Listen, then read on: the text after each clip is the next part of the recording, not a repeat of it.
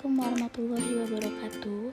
Saya Salsabila Azhara dari UIN Raden Intan Lampung, Program Studi Pendidikan Anak Usia Dini, Semester 5 Kelas D, NPM 1811070135. Baik, di sini saya akan menjelaskan tentang pengertian asesmen, bentuk-bentuk evaluasi, hakikat evaluasi, dan asesmen. Materi yang pertama yang akan saya sampaikan yaitu pengertian asesmen. Asesmen adalah proses pengumpulan data bukti dan menelaah kebutuhan, keunggulan, kemampuan atau abilitas dan deskripsi pencapaian, perkembangan, dan belajar anak didik dalam kegiatannya di lembaga pendidikan anak usia dini, antara lain di TPA, KB, Posyandu, dan TK. Asesmen merupakan istilah umum yang meliputi semua metode yang biasanya dipakai untuk menjajaki unjuk kerja anak didik secara perseorangan atau kelompok kecil. Asesmen juga dapat secara luas merujuk pada banyak sumber bukti dan aspek dari pengetahuan, pengertian, sikap, dan keterampilan anak didik, atau bisa juga merujuk pada suatu kejadian atau instrumen tertentu, misalnya asesmen portofolio. Materi selanjutnya yaitu bentuk-bentuk evaluasi dan antara hubungannya. Poin pertama, evaluasi jangka pendek dan jangka panjang. Berdasarkan jangka waktunya, ada evaluasi jangka pendek dan jangka panjang. Berdasarkan prosedur dan pendekatan sistem dalam pembelajaran, ada 3 bentuk evaluasi, yaitu evaluasi reflektif, formatif, dan sumatif. Evaluasi jangka pendek dilakukan atas dasar kebiasaan perilaku, keseharian, dan peristiwa kebetulan yang sifatnya segera dan mendesak. Sedangkan evaluasi jangka panjang dilakukan untuk memperoleh profil pertumbuhan dan perkembangan anak-anak dari segala aspeknya. Materi selanjutnya membahas tentang hakikat evaluasi dan asesmen. Di sini ada pengertian evaluasi. Evaluasi adalah proses pengumpulan data dasar dan menelaah misalnya tentang efektivitas program belajar dan pembelajaran, seperti misalnya dalam PKB, program kegiatan belajar, kebijakan dan prosedur pelaksanaan PPP, program pembentukan perilaku, atau PKD, pengembangan kemampuan dasar. Secara operasional, mengevaluasi program pembelajaran berarti mengamati, memeriksa, meneliti maksud atau tujuan dalam perencanaan dan melaksanakan suatu kegiatan program tertentu, misalnya tujuan sasaran, TPK, tujuan pembelajaran khusus, dan hasilnya, hasil belajar aktual. Apakah sudah seperti patokan perilaku sesuai standar kompetensi yang diharapkan dan menyatakan kemajuan yang telah dicapai anak-anak? Apakah sudah ke arah tujuan atau belum?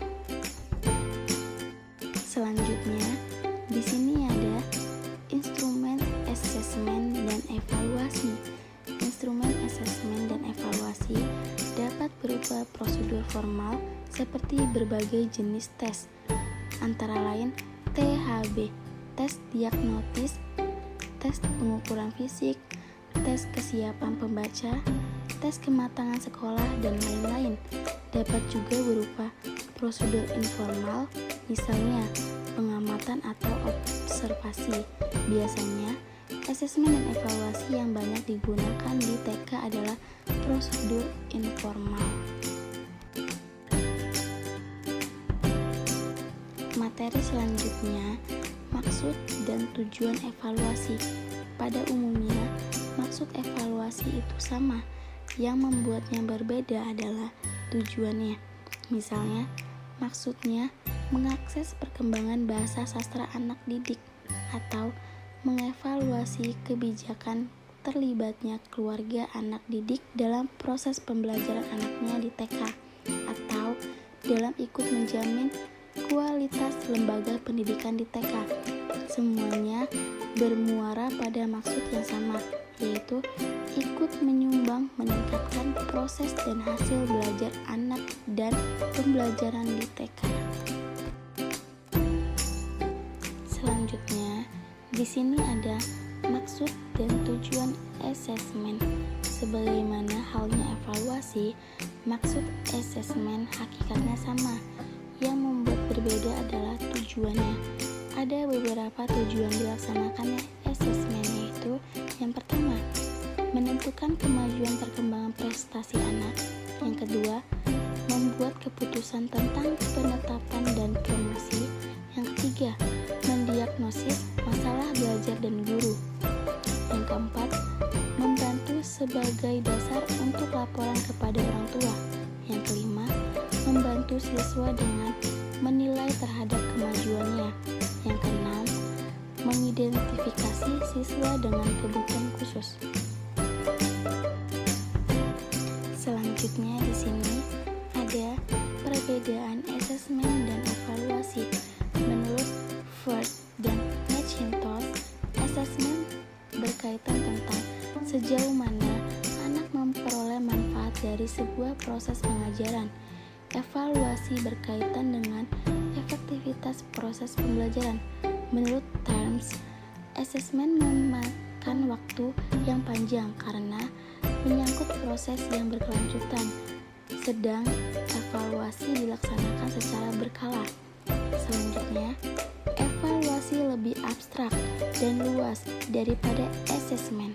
Namun, menurut Lin dan Goodloe, asesmen lebih luas dalam hal keberagaman prosedur pemerolehan informasi yang dapat digunakan. Asesmen lebih terfokus pada mencari data tentang anak didik, sedangkan evaluasi dapat lebih luas dari itu.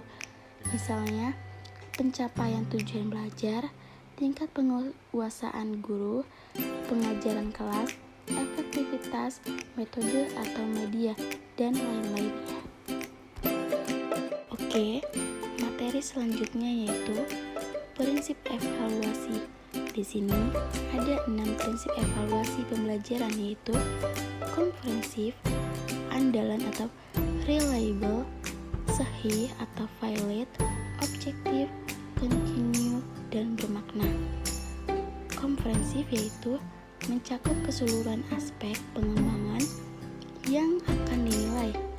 Andala artinya memiliki tingkatan kepercayaan tinggi tanpa banyak dipengaruhi unsur waktu dan penilai. Sahih artinya menilai secara tepat apa yang akan dievaluasi dengan mengupayakan alat yang tepat. Objektif artinya informasi dalam evaluasi ditafsirkan apa adanya dan sesuai kenyataan. Continue artinya dilakukan secara berkesinambungan dalam jangka waktu yang cukup sehingga dapat dijadikan sebagai dasar untuk pengambilan keputusan.